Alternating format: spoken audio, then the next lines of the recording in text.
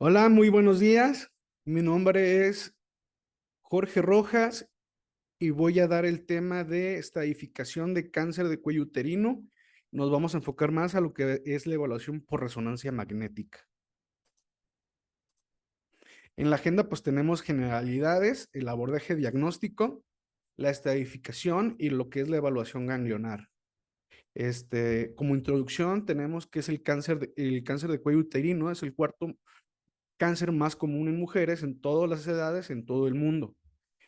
La estadificación se rige por la Federación Internacional de Ginecología y Obstetricia, que la última actualización fue en el 2018.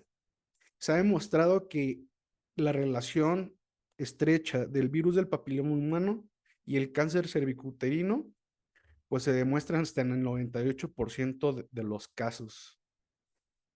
Cerca del 85% de los casos ocurre en regiones de menos desarrollo. En el Instituto Nacional de Cancerología se diagnostican más de 600 casos por año, de los cuales el 67% corresponde a etapas avanzadas, con una mayor incidencia en un grupo de edad de 35 a 54 años, que representa el 45% de todos los casos. En el Globocan tenemos que en México es el segundo tumor más frecuente después del cáncer de mama. En ambos sexos, en frecuencia, es el número 5 en México. Como factores de riesgo tenemos un inicio de vida sexual temprana, una multipariedad, un embarazo, inmunosupresión, tabaquismo, múltiples parejas sexuales, el uso de anticonceptivos y una infección persistente de virus del papiloma humano. El 75% de las mujeres sexualmente activas llegan a contraer infección por virus de papiloma humano. Se detecta hasta el 99% de los casos la relación del cáncer cervicuterino y el virus del papiloma humano. Los serotipos más comunes o los más frecuentes es el 16 y el 18, que lo vamos a encontrar con una frecuencia de hasta el 75%. Hay factores que aumentan el riesgo y la persistencia de la infección. Vamos a tener en cuenta que también el virus de papiloma humano está estrechamente relacionado con otro tipo de tumores. Hasta el 86% en cáncer anal, 70% en cáncer vaginal. El 85% de los adultos con vida sexual activa presentan infección antes de los 50 años. Es la infección de transmisión sexual más común. En la clasificación de la OMS tenemos que los más frecuentes es el carcinoma epidermoide hasta un 70 a 80% y un adenocarcinoma de un 20 a un 30%. De los estirpes histológicos, el de mejor pronóstico es el carcinoma epidermoide y el de peor pronóstico es el de células pequeñas, neuroendocrinas y células claras. En cuadro clínico vamos a tener que en una etapa temprana es totalmente asintomático. Localmente avanzado podemos encontrar hemorragias indoloras, acíclicas y intermitentes. Hay una secreción acuosa o fétida, dolor irradiado hacia ambas fosas ilíacas y disuria. En la metástasis ya tenemos que hay una hematuria, rectorragia y estreñimiento. Para el abordaje diagnóstico se ocupan los métodos clínicos como es la colposcopía, la citología y la toma de biopsia. Una vez diagnosticado el cáncer, se procede a la estadificación y tenemos distintos estudios de imagen, encontrando que una precisión diagnóstica una precisión diagnóstica hasta el 96% para el ultrasonido, con una sensibilidad hasta el 90% y una especificidad del 97%. Tenemos la resonancia magnética con una sensibilidad del 90%, una especificidad del 95%. Y la tomografía empieza a tener, bueno, toma relevancia ya para cuando es una enfermedad localmente avanzada o para descartar la posibilidad de metástasis. La tomografía tiene una sensibilidad diagnóstica de hasta el 60% para infiltración de parametrios. ¿Qué son los parametrios? Bueno, hablando de la resonancia magnética, vamos a tener un poquito de repaso anatómico de adentro hacia afuera. Vamos a encontrar que la zona 1, la mucosa central, se observa hiperintensa en el canal endocervical. La mucosa y las glándulas endocervicales de alta intensidad de señal se observan acá, y un espesor de 2 a 3 milímetros.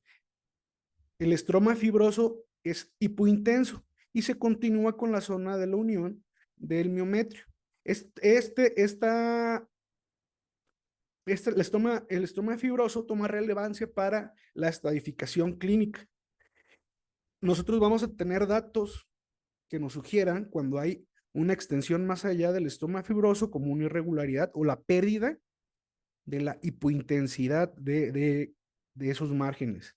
Entonces tenemos que hacer una buena evaluación de que los márgenes estén respetados para poder nosotros pensar que no hay infiltración más allá del estroma fibroso.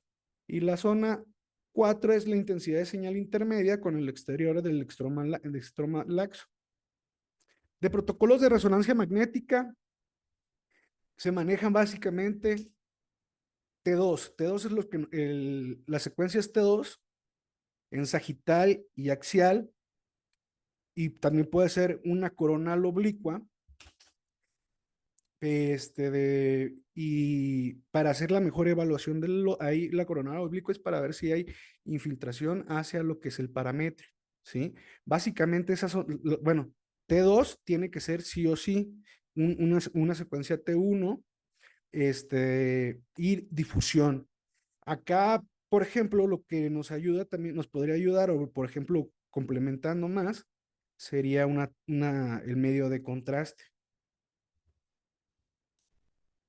¿Cómo se va a ver la lesión? La característica principal de esta lesión es que generalmente va a ser hiperintenso en relación a la baja señal del estroma cervical. Entonces, pues, vamos a encontrar que es una lesión hiperintensa. En T1 generalmente es intenso los músculos pélvicos. Las indicaciones para resonancia magnética son todos los pacientes con un estadio clínico 1B o superior cuando la lesión ya es mayor de 2 centímetros. La estadificación, bueno, la otra indicación sería en mujeres embarazadas y pacientes con lesiones endocervicales. Se genera en su mayoría, bueno, la ubicación de las lesiones generalmente son en la zona de transición entre el epitelio escamoso y cilíndrico. Hay que tomar en consideración que las pacientes mayores de 35 años lo van a presentar a lo que es a nivel del canal endocervical, y su patrón de crecimiento va a ser endofítico. En pacientes menores de 35 años, el crecimiento va a estar relacionado a un crecimiento de tipo exofítico que va a ir hacia la luz de la vagina y se encuentra en nivel del exocervix. Este es un patrón característico en una paciente menor de 35 años. Una lesión exofítica que protruye hacia canal vaginal. Entonces, la última actualización de la FIGO fue en el 2018. Antes no se tomaba tan en cuenta lo que eran los estudios de imagen. Sin embargo, ya en esta última actualización ya toman mayor importancia, igual que la evaluación de los ganglios. Ahorita los vamos a ir desglosando parte por parte. Pero hay que recordar que una enfermedad limitada en un estadio 1 y 2A es el tratamiento, tiene que ser quirúrgico. Superior a un estadio 2B, el tratamiento tiene que ser con radioterapia o quimioterapia o braquiterapia también. Como recomendaciones, tenemos que dependiendo del estadio clínico del paciente, son los estudios de gabinete que se podrían solicitar. En un paciente con un estadio alto, pues hay que descartar la posibilidad de lesiones metastásicas a pulmón. En un estadio temprano, pues a lo mejor el ultrasonido nos puede ayudar. Y cuando hay una hidronefrosis, también nos puede ayudar, porque eso es un dato clínico de infiltración hacia parametrios, la hidronefrosis. En un estadio 1, vamos a tener que este estadio 1A Lo más frecuente es no encontrar masa tumoral porque generalmente es microscópico. O va a haber mínimo ensanchamiento localizado del canal endocervical con una masa tumoral de 3 a 5 milímetros. Un estadio 1 el tumor es hiperintenso en T2 con respecto al estoma fibrocervical, hipointenso adyacente. Aquí es donde toma relevancia saber lo de la anatomía. Aquí realmente pues no se demuestra nada y vamos a tener que el 1A1 es una invasión estromal de menos del 3 milímetros de profundidad y 1A2 es una invasión estromal de más de 3 milímetros y menos de 5 milímetros de profundidad. Un estadio clínico 1B1 va a ser un carcinoma invasor de más de 5 milímetros de profundidad de invasión estromal, pero menos de 2 centímetros en su mayor dimensión. 1B2 es un carcinoma invasivo de más de 2 centímetros, pero menor de 4 centímetros en su dimensión máxima.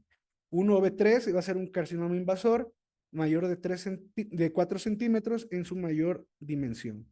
Aquí lo que podemos observar son distintas imágenes en T2 de distintos tumores.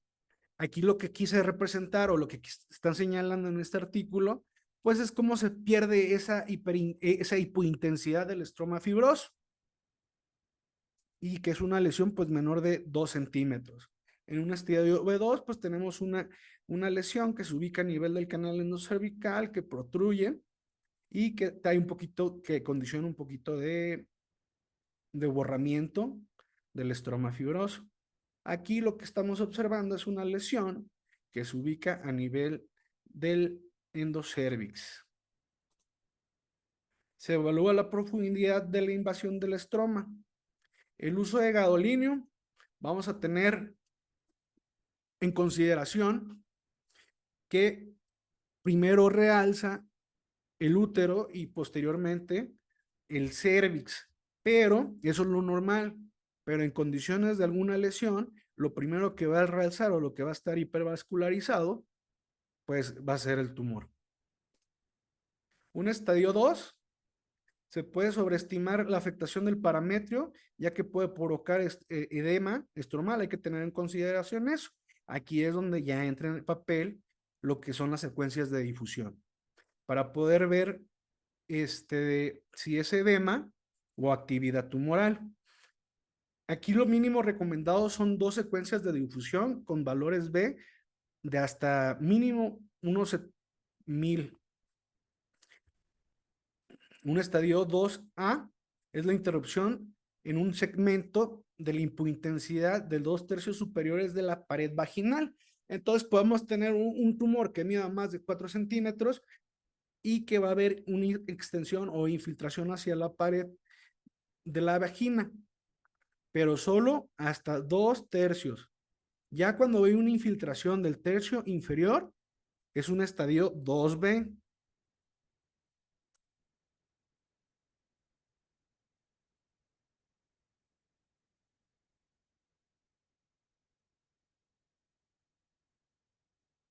Aquí lo que observamos en esta imagen de resonancia magnética es una lesión dependiente del canal endocervical que condiciona aumento de volumen y veamos cómo es la lesión es hiperintensa al estroma fibroso. Aquí lo que observamos es una secuencia de difusión que nos ayuda a delimitar los márgenes de la lesión, que observamos que no va más allá del tercio superior. Aquí lo que observamos es una secuencia de difusión y una con medio de contraste. Lo que se observa es el engrosamiento e irregularidad del cérvix.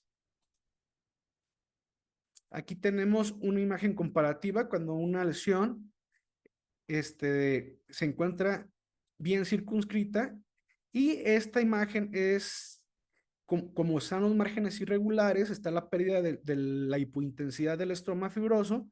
Aquí hay que pensar ya, o cuando haya estriación o un poquito de irregularidad de los contornos, hay que pensar en que hay infiltración hacia los parametrios. ¿Qué son los parametrios? Es todo lo que está circundante a lo que es el cérvix, desde la grasa, vasos ilíacos y ligamentos. La evaluación de los parámetros va a ser un tumor de menos de 3 milímetros de la pared. Va a haber englobamiento vascular, alteraciones de la intensidad de señal del músculo elevador del ano, también eso puede ser otro dato, el músculo piriforme o obturador interno. Puede haber dilatación del uréter distal por atrapamiento. Aquí lo que estamos observando es una imagen T2 en, en, en fase sagital y una secuencia T2 axial, donde observamos que es una lesión que es dependiente del canal endocervical y que se extiende hacia el tercio medio del útero. Pero vemos que hay una discreta irregularidad igual a nivel de la pared vaginal, en su tercio superior. Acá, por ejemplo, en la estadificación no toman en consideración la infiltración hacia el útero como tal. Lo que toman de relevancia es las paredes vaginales, los parametrios y la hidronefrosis también. Aquí lo que observamos en esta secuencia coronal T2 es cómo hay una irregularidad a ese nivel del parametrio. Aquí hay una infiltración del parametrio por estos contornos irregulares. Vamos a tener distintos patrones de diseminación. Puede ser la invasión directa, que ocuparía desde el estroma cervical, los parametrios, la vagina, el cuerpo del útero, la vejiga y el recto, que eso también entran en la estadificación. La diseminación hematógena es en etapas avanzadas y puede ser hacia pulmón. Y esta es una lesión, bueno, tienen una característica por ser de epidermoide. Generalmente van a ser nódulos cavitados los que se van a poder observar cuando llega a haber metástasis a pulmón. Aquí lo que observamos es que ya hay una infiltración hacia la pared vaginal. Un estadio 3 es la interrupción del tercio inferior de la pared vaginal.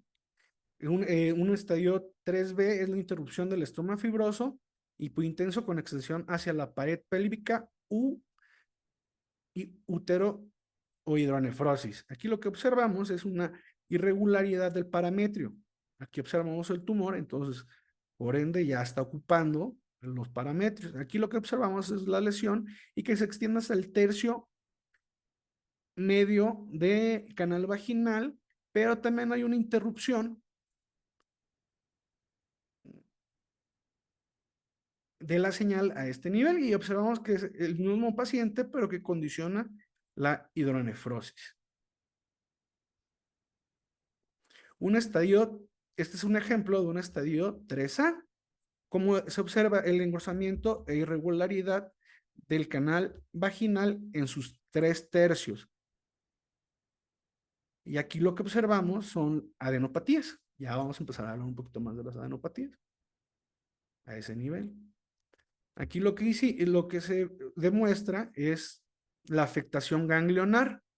Se toma en consideración un estadio 3C, la afectación de los ganglios linfáticos pélvicos o paraórticos, independientemente del tamaño del tumor o la extensión. Aquí tenemos un estadio 3C1, cuando hay afectación aislada hacia los ganglios pélvicos, y aquí lo que observamos en un estadio 3C2 es una adenopatía lateroaórtica, que ya eso se toma en consideración, que antes no se tomaba. En un análisis multivariado, encontraron que las metástasis de ganglios linfáticos es un factor pronóstico, independientemente. Además, se encontraron que las metástasis de los ganglios linfáticos aumentan el riesgo de recurrencia hasta en un 37% en pacientes con ganglios positivos, en comparación en pacientes con ganglios negativos de un 6%. Un estadio 4 lo vamos a dividir en 4A y 4B cuando el tumor afecta a la vejiga o al recto, o un 4B cuando la masa tumoral se encuentra en órganos distantes. Aquí lo que observamos es una lesión de comportamiento exofítico que condiciona infiltración hacia las paredes vaginales, pero también observamos una irregularidad hacia lo que sería la parte posterior. Aquí observamos en este caso vimos a una paciente con una lesión a nivel del orificio cervical externo que condiciona irregularidad de los 3/3 de la vagina. Sin embargo, se demostró o se observó un realce y engrosamiento focal de la pared vesical, lo que nos hace pensar que ya hay infiltración hacia la pared de la vejiga. Aquí tenemos otro caso donde se observa una lesión dependiente del canal endocervical y que condiciona irregularidad y engrosamiento nodular de la pared vaginal en sus 3/3 y existe una pérdida de la interfase grasa asociada a un engrosamiento nodular y realce de la pared vesical. Aquí el recto se ve respetado. Aquí tenemos otra lesión que ya condiciona hidronefrosis. Aquí estos datos, solo con esta imagen yo puedo decir que hay una infiltración hacia el parametrio. Y aquí ya con esto pues podemos observar que hay infiltración hacia el uretero. Y entonces también hay un engrosamiento de la pared vesical. Una puesta en escena son los estadios tempranos, incluyen todos los pacientes con un estadio menor de 2B. Las opciones terapéuticas desde la histerectomía con la linfadectomía o quimioterapia en cirugías citorreductoras en tumores voluminosos en un estadio 2A2. Los estadios avanzados mayores de 2B con opciones terapéuticas está la quimioterapia. Las indicaciones de la cirugía preservadora de fertilidad va a ser para tumores menores de 4 centímetros con orificio cervical interno libre, sin invasión extrauterina. De los ganglios, ¿qué vamos a evaluar de los ganglios? Es muy importante porque eso nos va a ayudar a la estadificación de los pacientes y si nosotros no sabemos dar una adecuada valoración de los ganglios, pues vamos a estar subestimando los estadios clínicos. Entonces, primero, ¿dónde se encuentra la ubicación de los ganglios? ¿Dónde van a estar? ¿Pélvicos o retroperitoneales? Eso es lo que tenemos que poner, una de las ubicaciones. Ahora, en diferentes estudios se ha demostrado que una de las características de las adenopatías, pues la más sensible es la morfología. Vamos a tener que los ganglios normales van a ser reniformes con el hilio graso. Vamos a tener que los ganglios de sospecha van a ser los que tienen pérdida del hilio graso, pero que no miden más de 8 milímetros. Pero bueno, y ya los que son unas adenopatías como tal, pues son imágenes redondeadas o imágenes espiculadas. Ahora, otra de las características que tenemos que hacer en la evaluación de los ganglios es la intensidad de señal. ¿Cómo va a ser? ¿Homogénea o heterogénea? Y a lo último nos vamos a ir con el tamaño. Distintos estudios manejan que ya las adenopatías en cáncer cervicuterino se manejan por arriba de 8 milímetros. Entonces, si nosotros tenemos un ganglio que mide 8 milímetros, que tiene una morfología redondeada y cambios en la intensidad de señal, es muy probablemente que esa ya sea actividad tumoral. Y ya vimos que la relevancia va en el estadio clínico. Aquí tenemos lo que es una imagen a nivel de la cadena ilíaca interna, donde se observa una adenopatía con márgenes irregulares. Aquí lo que vemos es el realce heterogéneo que tuvo la aplicación del medio de contraste. Y el tamaño, aquí estamos viendo distintos ganglios con distintos tamaños, pero aquí ya tienen cambios en la morfología. Ahora, ¿cuáles son regionales y cuáles no son regionales? Hablando específicamente del cérvix, los ganglios inguinales no son regionales ni los paraórticos. Todo lo que está a nivel del hueco pélvico son regionales. Ahora, en un artículo se demostró que al momento del diagnóstico hay una afectación de hasta el 43% a nivel de los ganglios ilíacos externos. A un 26% se obtuvo que había una afectación hacia el obturado, hacia la cadena obturatriz. En un 21% se encontró que los pacientes de reciente diagnóstico tenían adenopatías parametriales en un 7% el ilíaca común, en 1% el presacro y 1% paraórtico. Y dependiendo de la afectación de la etapa clínica, es como va a ir aumentando el riesgo de afectación ganglionar. En este estudio se demostró que hasta en un 27% de los pacientes ya tenía afectación ganglionar en un estadio pues, avanzado. La vía de diseminación. El cáncer de cervix es organizado. Entonces, lo primero que va a infiltrar o lo que se va a diseminar va a ser a nivel del parametrio, a nivel del obturador, ilíaca interno, hipogástrica, ilíaca externa, luego pues, será en los sacros, presacros, ilíaca común y hasta lo último los paraórticos en orden.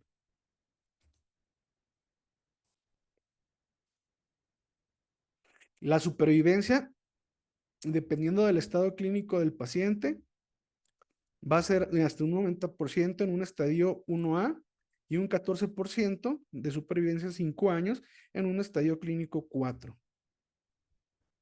Otra vez tenemos los ganglios, la evaluación ganglionar. Tenemos que encontrar que los más comunes fueron los hipogástricos, las ilíacas externas y las paracervicales.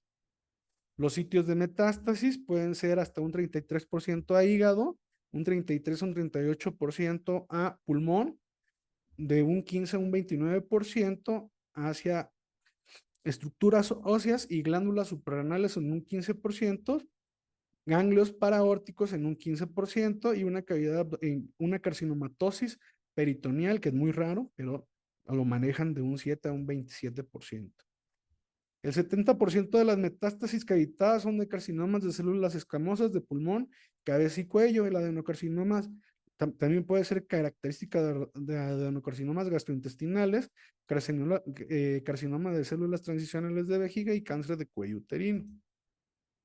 Aquí lo que observamos es una lesión hiperintensa en T2 que tiene reforzamiento anular, lo que nos hace sospechar que es un nódulo secundario a depósitos. La recidiva de la enfermedad, pues a veces pueden recurrir después de un cierto tiempo.